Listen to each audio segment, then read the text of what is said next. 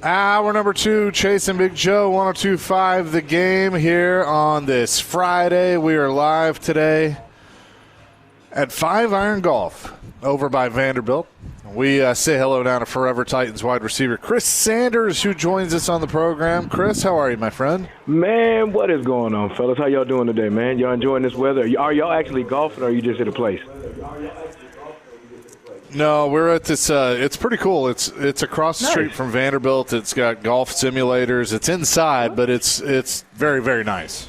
So you're just tearing up the place right now. Yeah, it's a cool spot. That's good, man. Oh yeah, we are. We're having a great time. We are less than 2 weeks out from the first round of the NFL draft, and something that TD brought up that I thought was interesting. Obviously, everybody's going to want to see, I think Love. Love is kind of the fun pick right now for the Titans because of what we've talked about and what he could do offensively to help Cam Ward. Tim Hasselbeck said this week that he thinks he's a good fit for Cam Ward specifically. But let's say he's not there. Ooh. What if they take a guy like Sonny Styles from The Ohio State that could fit Robert Saleh's defense? Man, he's good. I mean, I'm glad you said that name because he goes to The Ohio State University. But just look at this kid. I mean, he's 6'5", 243. But here's the thing. He covers great ground. He has great instincts. When you have a linebacker that's that big, that physical, you can do so many things. It's just going to make your defense better. And then one guy that's really going to benefit from that is Jeffrey Simmons, because you got Jeffrey Simmons, you got other guys that they got in the free agent wise. Then now you add a Sonny Styles who's a linebacker that has great instincts, like I said, that's physical, and he's consistently in a great place. That's what you want with your linebackers. I know you're an offensive guy, but I know you also recognize how important defense is. Do you think that the way they're going of really fixing the defense, might be the right move this year, even though you want to find some weapons for Cam? Yeah, but see, here's the thing. Even it's going to really help Cam Ward. I'm going to tell you why it's going to help Cam Ward, because it allows him to be Cam. So if Cam throws an interception, your defense is going to consistently get the ball back so he can make some plays. So, if you look at the Super Bowl, what won the game? It was the Seattle Seahawks, because their defense, their front four was flying around, their secondary was flying around. So when you have a good defense, it makes your quarterback better, because if the quarterback makes a mistake, then the defense is going to get the ball back. That's why it's so important to have a great defense. Chris Sanders is with us this afternoon, live at 5 Iron Golf. What's up, man? How you doing, buddy? Brother? I'm good, man. It's good to see you. All right, so 2 weeks today will be day 2 of the draft. Saying that the Titans picked Jeremiah Love in the first round and get a running back, when you go 35 on day 2, do you get the best player available, or do you try to fill the need? Because I've heard 50-50 on this, and I don't know which way to go. I would say 50-50 the same. You still want to get the best player there, but also you want to, get your needs, because we talk about it the same year. Okay, get the best player, but then you need an offensive line guy. You go get him, then now you're back in the same situation that you were before. So I think that you look at the defense, you look at the offense, and you say this, okay, you know what? We're great at the defensive line. We're great at the offensive line. We're great in the secondary. So now let's go get the most dominant player at 35. And I think that even if the guy comes in and you have good depth at that position, you still have a guy to where he can come in and make some plays. So you have to go with the dominant guy. Well, last year the Titans in the second round took Femi Oladejo as a project, and he's a disaster. He's not very good. Can we stop taking? That's the difference, though. It was a project, right? That's the difference. Can we stop doing that? We got to stop doing it, or his back is broken, and we'll just give him a chance. We don't need that anymore. So you got to get a guy to where, even though you have some depth at that position, he's still got to come in and play. I didn't mean to cut you off, but he still had to, come in and play. So it's going to be interesting. Yeah. All right. You want the first round guy to start? Yes. The second round guy needs to start too. I say he does. Absolutely, because you're not going to pay him that much money, especially at 35, to where he's going to come in and sit the bench. He's got to, if whoever you get, he's got to come in and he's got to play a role. He might not be the starter, but he still have to have a role to where he's productive and he makes your defense, offense better. So if you get a guy at 35 and he comes in, I don't want him sitting down. I don't want him to be a project. I don't want to say, okay, after 2 years he can play. No. with the situation that they happened last year to where they played so bad on defense, they played so bad on offense, he has to come in here and play right away. Impact player, then find a position to where he has a role. Well, 13 days away, we're going to do all the hypotheticals nonstop going out there. Would you be – I want to ask you as a fan and as a player, if the Titans traded – if they dropped back to 9 or 10 and took an offensive lineman, would you – I think the fan base would erupt. I would erupt. They can't do that. Yeah, I would erupt, and then I'll first call you and say bad words to you. I don't say bad words, but I'll come and yell at you because, yes, you need an offensive lineman, and you trade down at number 9. But look at some of the players you may miss. You may miss like a David Bailey. What if he's there? Talk about Sonny Styles, Jeremiah Love. You have Cardinal Tate at wide receiver. Then you have Arvell Reese, and you drop down to 9. Those guys that I named, they might not be there. So you go and get an offensive guard or offensive tackle. Yes, he's a good player on the offensive line, but you just miss some guys that are game wreckers, game changers, guys that are physical, guys that can run, guys that are smart that can be an impact, right away, not just to help the defense, but also that can help your quarterback. Chris Sanders is with us, forever Titans wide receiver. Who are some receivers in this draft that you like? I like Concepcion from Texas A&M. I really like him. Yeah. I know everybody's high on Lemon, which is okay, but we got to get some receivers that are really, really, really, really explosive. I mean, I like, I think it's Zach. I can't remember Zachary from Georgia, a guy that's really, really big and is really, really physical. A guy can do some things, but there's some guys out there that can make some plays. There's some guys out there you can take in the second, third round that can be used as a number 1 guy. So there's some guys out there you just got to make some plays. Carnell Tate from The Ohio State, obviously, is one. Jordan Tyson, Arizona State. Yep. Yeah, I like Concepcion. All those guys. I do. I mean, he's got something about himself. He's got that it factor. I watched him a couple of games, and I love the way he runs routes. I love some of the things that he does. So it's going to be interesting. Chris, would you advise, if you were a guy going to be drafted in the first round for the next 2 weeks, just to stay off social media? Yeah, absolutely. Because the thing about it is it will drive you crazy because you got all these mock drafts. You got them on ESPN. You got them on TikTok. You got them on all these things, and now you're looking at different opinions of people that really don't know what they're talking about. So you got one person saying you're going to go here or he dropped it. He's no good. He's not a first-rounder. But then you go look on Facebook or whatever, Instagram, and you're like, okay, he's a first-rounder, or he might get taken in that position. So now you're getting conflicting stories, and now you're confused because you just got to step away and say, because you know what? I've done everything I need to do. I went to the combine. I did my individual workouts. I did my interviews. I did everything I need to do to put myself in position to get drafted. Now I get off social media. Now I just waiting to where the chips fall, and that's how I would tell these young guys to handle it. Were you worried 2-3 weeks out of maybe all right, pulling the hamstring or something would get out there physical that would be the teams would be like, you know what, we got to stay away from this guy. That's my thing of not only staying out of social media for what you're talking about, but personally, just don't post anything and hey, I'm good right now. I'll talk to you guys after the draft because all the money, and you've talked about this, all the money they're going to invest in you, they want to make sure their return is prime. Yeah, I mean, you want to be smart. You don't want to go out there playing beach ball football. You know what I'm saying? Now, you don't want to go out there and do things like that, and all of a sudden it shows a picture of you tearing your knee up. Now, all of a sudden, you may go from a first round to not even being drafted because you did something silly to go out there and mess up your career. Just be smart. Just say, okay, you know what? If I go out to the beach, if I go to different places, if I go to, and do different things, I'm going to make sure I still put my position to make sure I make the right choice, but also put myself in position to get drafted where I want to be. So you just got to be smart. Don't do nothing crazy. Don't be Uncle Rico in the backyard and think you can still beat guys. Just go and let the chips fall where they fall.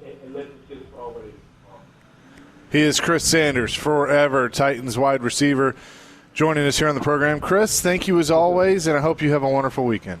Man, I appreciate y'all. Love you guys. Yeah, you too. Chris Sanders joins us every Friday at 1 o'clock, and we always enjoy that. We'll have more draft discussion and get back into our question of the day. We're live at 5 Iron Golf today down here on 21st Avenue here on Chasing Big Joe 102.5 The Game. Chasing Big Joe 102.5 The Game on this Friday. Live at 5 Iron Golf. Having a good time here in the Vanderbilt area. Appreciate Chris Sanders for joining us. Is there a receiver that is in this draft that you'd be okay with them taking at some point? I haven't looked after the first round. I think you got Robinson, you got Iomanner at DK, Bryce Oliver. I mean, how many more do you need? I think taking a look at, I like Concepcion. I like Chris Brazel, played at Tennessee. I really like Chris Bell from Louisville. He could be a good second-round guy. I just would not. You've got a lot of receivers already on the team. I just find something else that you need. That you have a lot of receivers on the team, and I'm not saying you're going to get an elite guy in the second round. They did before, but I still think you need depth. I still think you need help at that position. I don't know. I didn't look at a lot of receivers, so I don't know. If you're going best player available and a receiver is there at 35 that you've deemed best player available, you take it. Is he getting on the field? Yeah, I think so. He's going to be at Iomanner and DK and Robinson. I mean, they're your guys right there. And then you got Ridley coming back. I mean, we do this every year. We talk about 8 receivers and only 3 play. This is such a boring-ass topic every year that we get into this. Oh, they got 8, 9 receivers. You don't hear from them. After the season starts, you don't hear from them. It's only 3 that you hear, maybe 1 more. Okay. But 3 guys. Okay. So don't do it. But you say Ridley's coming back. He has no guarantee that he's a starter now. Okay. But he's got the most experience of anybody on that receiving corps. Okay, with that, I mean, he hasn't done it well in the last couple of years. I think they should have cut him. The guy is scared to catch a ball. Get rid of him. I don't know why they brought him back. I really don't.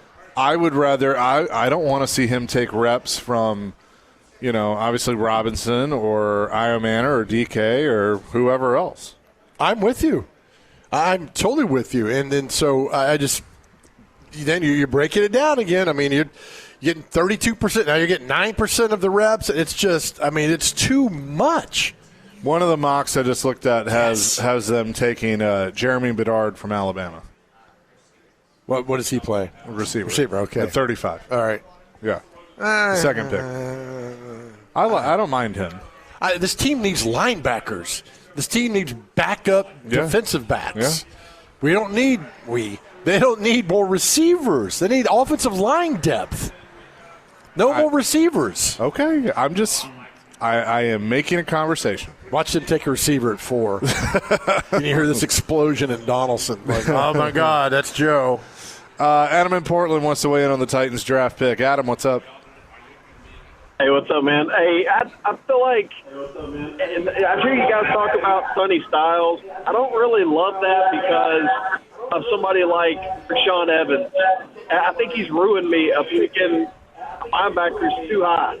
And I like Rashaan Evans, but not in the first round. So I would say you got to get somebody that can help Jeffrey. It's Jeffrey Simmons and a bunch of nobodies. So get somebody who can put their hand in the ground and help pass rush. That's what we need to do. At 35, that seems like the optimal point for a guard. Like, get the best guard you can possibly get at 35.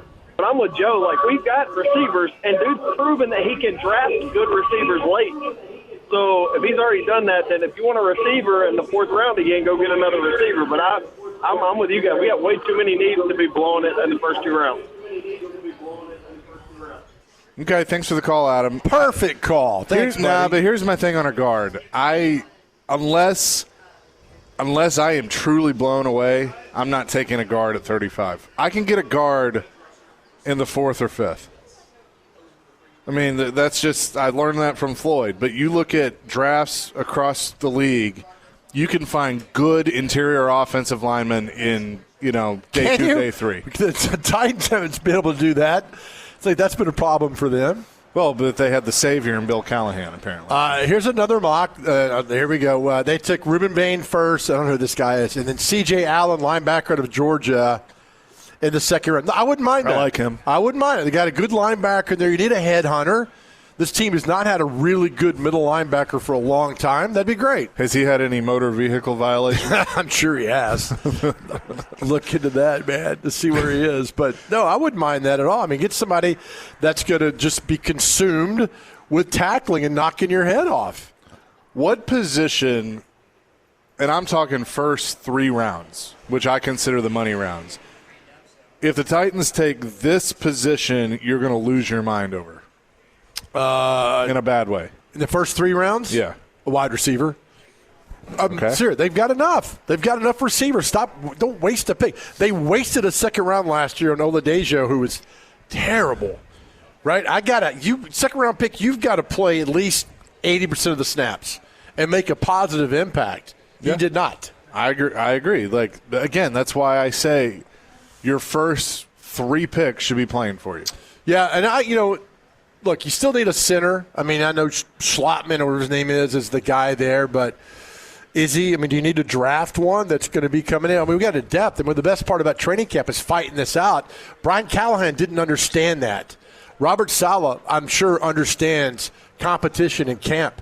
I mean, bring it and see who's going to get better to be the best right there. I think you just got to build pieces and depth with that offensive line. I think in the third round, take an offensive lineman, but an interior guy as well. I mean, still got Jackson Slater from last year. We don't know what he's done, what he's capable of. He was a mauler at Sacramento State, but so was Dylan Raditz at North Dakota State. He's still in the league. I get it, but he did not live up to the second-round draft pick where John Robinson picked him. So you just got to see, man. And, again, it's got to be the perfect fit coming in here, and can you get in play and all those things. I just couldn't do this as a GM. I just couldn't. Your whole life is on these guys coming in and contributing, man. And when you had Isaiah Wilson and Caleb Farley and Traylon Burks, I mean, that ruined it for John Robinson. Walter Football, which is a pretty good source, in the 4th round has the Titans taking Ethan Anawana, an offensive tackle from Ohio State, at pick 101. Okay. Ethan Anawana? I don't want to. Sure, right? I mean, I didn't know who Jackson Slater was last year they took him. So he didn't know you either. He did not know me. And he still doesn't. But I know his uncle, Christian Slater. Did you know that? Yeah, I'm sure. Keegan says, been listening for maybe 5 minutes. I think Big Joe and I have the same exact thoughts. So thankful he's on the air preaching the real truth. Oh, thank you so much. I did not send that in, by the way. So thank you for all that. Yeah, you're not Keegan? I'm not Keegan. But, no, thank you, Keegan. Again, just don't waste a pick on a receiver. Just unless at 35 you got the number 1 receiver fell to the second round. Yeah, that's great. Yeah, again, if you're going to believe the whole best player available, then is receiver in your group. Like the only caveat to that is a quarterback, because you got your quarterback. You do. So you don't need anything else. And again, if you have draft boards that say a kicker is the best player available, I don't think we're going to do that. If they draft a punter, they're drunk. They draft a punt. If you waste a draft choice on a punter, good Lord. You should have your paycheck taken away for at least a week. They drunk draft a kicker. We've done fantasy football drafts that way. We've done that. But look, again, I think at 2 and 3, something's going to happen with the Jets and the Cardinals. It's too easy to say Jeremiah Love's going to fall into your lap at 4. I just think somebody's going to make an offer to the Jets, Cowboys, and they've already got, 4 picks in the top 50 or 6, something crazy like that. The Jets could go and just completely rebuild their team and give up that number 2 pick. And God knows what the Cardinals are going to do. I think we should be able to draft for the Cardinals. We could probably do a better job. The Monty Ossenfort, the former AGM of the Titans. Yeah, he should call us and say, boys, what do you want to do? I'm like, all right, let us have this. 615-737-1025 is our phone and text line, driven by WilsonCountyHyundai.com. More coming from 5 Iron Golf, Chasing Big Joe, 102.5 The Game. Chasing Big Joe, 102.5 The Game on this Friday. 3337 says, we did get A.J. Brown in the second round. Oh, yeah. We remember. Yeah, I mean, sometimes you strike gold. That's great. You also got Ben Troop in the second round. Mike in Clarksville says, and you have been a proponent of this, what if the Titans could do what the Texans did when they got Anderson to get Bailey and Love? Interesting, right? I would trade up to 2 with the Jets, give up all my 27 for right now. Shut up, Nick. Give my 27. I'm worried about the now. You guys are like, 27, that's going to be a good draft class. It is a good draft class. How do you know? But, we don't know. Based on the If projections. 2 weeks from the day we go on the air and I'm like, man, Borgonzi did a heck of a job. He got Love and traded up and got Ruben Bain. Would this fan base not ignite itself? I mean, it'd be so fantastic. It could happen. You could work this out somehow. Right? These third and fourth, fifth rounders are not guaranteed to do anything. Well, okay, let me throw this at you. What if I've seen you throw, so I know. What if they stay at 4, they take Love? okay. And then they're watching the draft board and Bain falls to 8 or 9. And I think 8 is Washington, 9 is Kansas City. Would you try and move up there?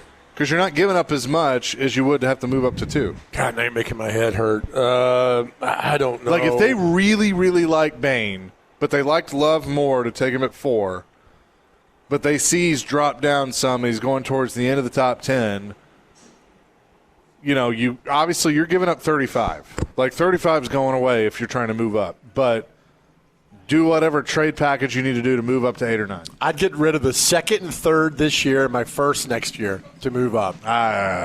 You're a terrible GM. And give me Ruben Bain. But let's worry about 27. Let's worry about 27. Let's go 3 and 14 this year. Joe, I think you can do it without giving up your first next year. Who's going to do that? I'm not giving A lot you of that deal. teams. You're going to give me your first round If at I'm 26. if I'm giving you 35, which is basically a first rounder. It's not, but keep going. But if I'm giving you 35 in my third round pick, okay, and then I'm going to take a third from next year or something, you're going to find a team that'll dance with you. And I'm taking your number 9 first You're round pick. You're going to give more. You're giving more than that. But those are the key pieces. You need to be committed. I have seen teams do this without having to sacrifice multiple first-round picks. Team has given up a first-rounder? I have seen teams do it by sacrificing multiple first-round picks. It just depends on what they want. Borgonzi knows the Chiefs. So if he's calling Chris Veach or whatever his name is, the GM of the Chiefs, they might be able to work something out. You don't know. I don't know. What benefits the Chiefs? I'm not disagreeing with you on if the right move can be made to get the offensive playmaker and the defensive playmaker. Yeah. I would do it, but I think you've got to be smart and think about not only the now, but you do have to think about the future. In the future, what? I mean, these guys could You're building 2 and 15 get fired this year. Then you're like, we got all these picks in 27. Worry about the now. The now. Worry about now what you got to do. Don't worry about 27 and 28. I know this, but no team's not going to give up a first rounder if you're not getting a first rounder back. I'm not taking your third rounder. You know how many Derek Masons there are in the world? About 5. I know two. That could survive the third and fourth round. Right? Those guys aren't guaranteed. They're few and far between. If I'm getting a first rounder, I'm getting a first rounder back, not your number 35 pick, which is a second rounder. Keegan says he thinks I need to be hospitalized. Thank you. I'm not guaranteeing. I'm just saying you could. I'm saying there are avenues where you want to give up as little as possible to get back as much as possible. They know that, and you know that. That's all I'm saying. It's like going to buy a new car, right? You're going to negotiate with the guy so you don't get screwed over. That's the whole point about this. It's the same thing, man. Business is business. What can you do for me? What can you do for me? If you're the Titans coming to me, what do you got for me? Well, we got a third and fourth rounder in the 35. Pass. Okay, let's just play let's play the crazy what if game here. I wouldn't do this, but I'm going to just ask you. What if the Jets called you and said, "Hey, we'll give you 2 for Jeffrey Simmons"? Straight up, nothing else. Straight up. See you, Jeffrey. It's been nice. You've been great in the community. You've really grown up, man.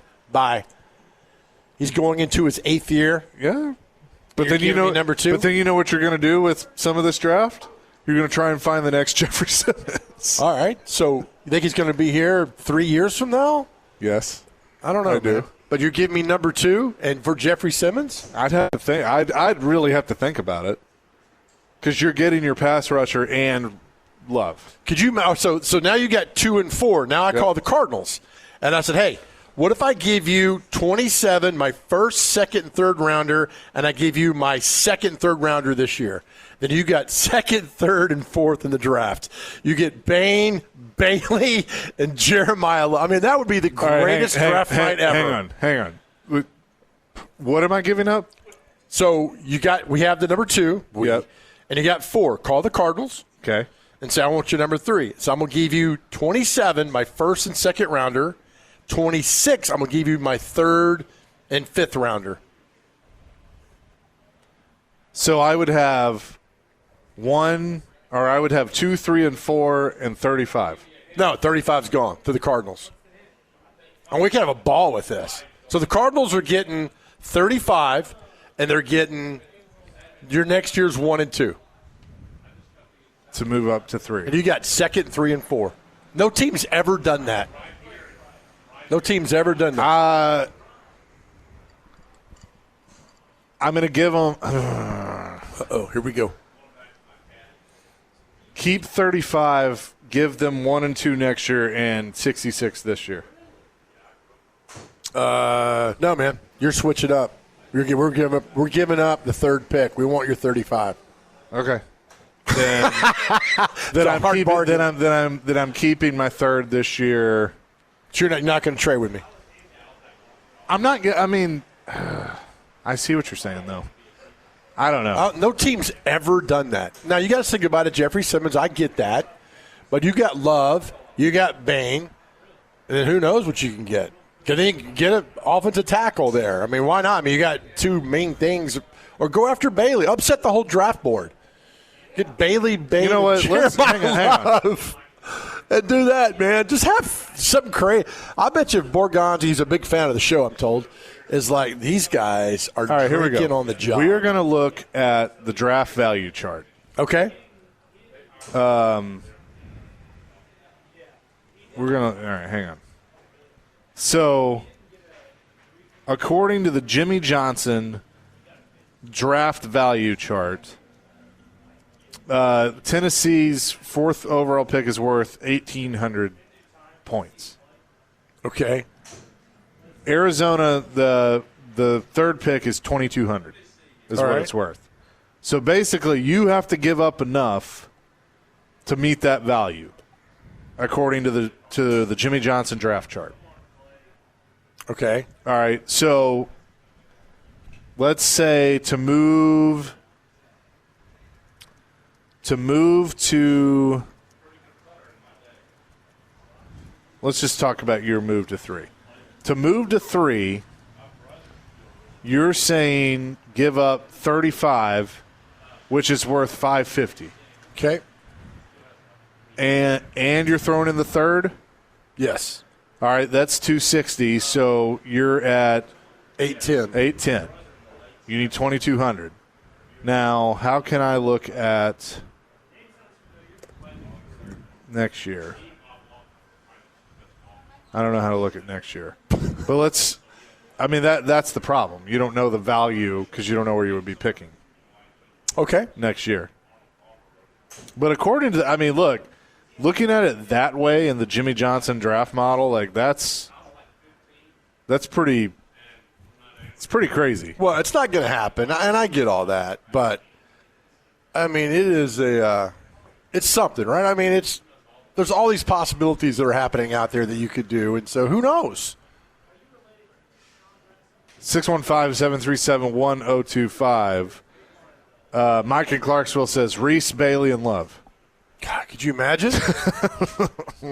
No. I mean, could you imagine out of the gate? Bingo. No, I couldn't imagine. So, we'll come back and wrap up hour number 2 next. Chase and Big Joe, 102.5 The Game. Chase and Big Joe, 102.5 The Game here on this Friday at 5 Iron Golf down in the Vanderbilt area, 21st Ave. Lots of people have been coming by. I think we got some birthday parties, bachelor parties, all those things here. So excited to be here. Sounds like it. Yeah. What do you think is the dumbest draft day trade of all time? A.J. Brown to the Eagles. All time? It's the one that comes to mind first. There might be one in 1997. Ditka's giving up the whole draft for Ricky Williams? I mean, I get it at the time. I mean, the Saints were terrible, and it was a marketing thing. I understand that. Ditka was losing his mind. Okay, so I'll ask it this way because this hits close to home. What could the Titans do to beat the A.J. Brown trade? Let's get everybody real nervous. Trade Simmons for a third-day pick. But they're not. I mean, Borgonzi's not dumb. No, it's not. I don't know. I mean, the AJ thing draft night 4 years ago was. I remember it came across my time. I was like, a panic what? trade. And then they got Burks, and we'll be fine. I'm like, no. And then Vrabel had said the day before a few days before, we're not going to. I see no scenario we'll trade him. And was that to Rossini? Could be. And then his body language when it happened in the draft room was unbelievable. Was absolutely unbelievable. He just kind of stormed off. Yeah, well, he was pissed. Yep. And he knew right then that was a bad, bad day. Interesting. Yep. 615-737-1025 is our phone and text line. I know Titans fans don't want to hear that. Of like, no, don't try and top that trade. No, not at all. And then AJ, great. He won a Super Bowl. He's been to 2 Super Bowls. But, I mean, is his time in Philadelphia over? I think so. It probably should be. Let me see what Rossini's tweeted out today. See it, Parker. Would Titans fans be mad if they traded back? I would. I'm telling you, man, if you don't get love, people can be upset. I agree. That's and now if you don't get Love or Bain, and my gosh, if they draft an offensive lineman, we'll never hear the end of this at all. Yeah. Sorry, got distracted there. All right. 2440 says it was a catastrophe. The only worst trade in the NFL is the Deshaun Watson situation. That's pretty bad. But for us, I think the trade was fine. The contract was terrible. Trade for AJ? For Deshaun Watson. Oh, okay. Yeah, no, I'm thinking of AJ. No, I don't. Again, I just don't know. But again, I think we sit here at 4 like, love. I can't remember. And it's not going to drop. There's going to be something happen with 2 and 3. The Jets right now hold all, no pun intended, hold all the cards. What do you think? The cards at 3 hold nothing. What do you think the Eagles could get for AJ at this point? The fact they want to get rid of him, 5th rounder. If I know you're getting rid of something, you're not getting a first. If I know that you're getting rid of something, I'm not giving you hardly anything because the value is there. You're going to get rid of him, so I'm not going to give you anything. So if I know you're getting rid of A.J. Brown, eventually I'll wait after June 1st and they cut him or do whatever. But I see no scenario him going back to Philadelphia. I don't either. I mean, I think that ship has sailed. It has, like the Mayflower, buddy. Right across the ocean. But, I mean, I think there are going to be teams, Vrabel, that are definitely going to would do everything they could to get him. Yeah, why not? I mean, he knows AJ pretty well. I mean, drafted him. They were together for 3 seasons. And, why did Byard go to New England? He could have made the same amount of money any place else. Yep. These players, Daddy. These players love Vrabel. They love how he coaches them, how he treats them. So they all go up there. I mean, you saw by the mass exodus of Titans players and coaches who work for him. So why not go someplace where a guy's going to coach you hard and know he cares about you? I mean, we're not doing rocket science here. I mean, it's not that difficult. But everybody makes it difficult. Stephen from Hendersonville, Jeff from our sales staff, when talking about bad trades, the Herschel Walker trade.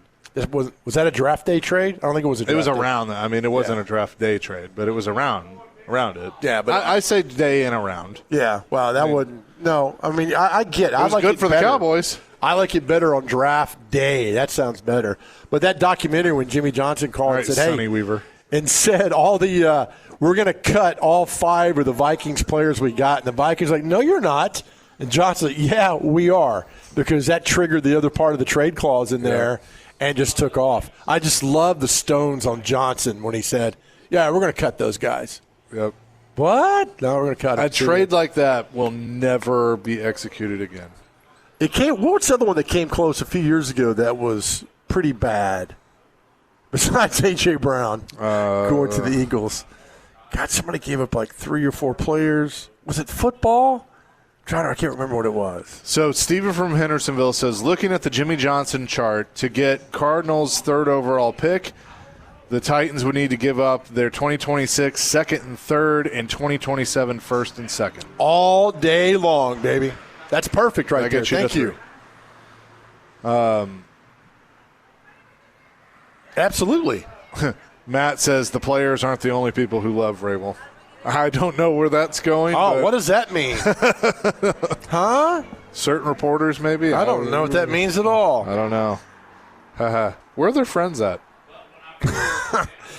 That's just a really, really close photo. Yeah. Zoom out. There's somebody around for 75 miles. Did you see what Barstool did? They put LaJuan and Compton and like all them in the pool. It was pretty funny. Oh, I haven't. And now it's like there's a rumor out there that it was a private investigator took the pictures and then shopped the pictures around. I mean, all these rumors are happening now of like, what's going on.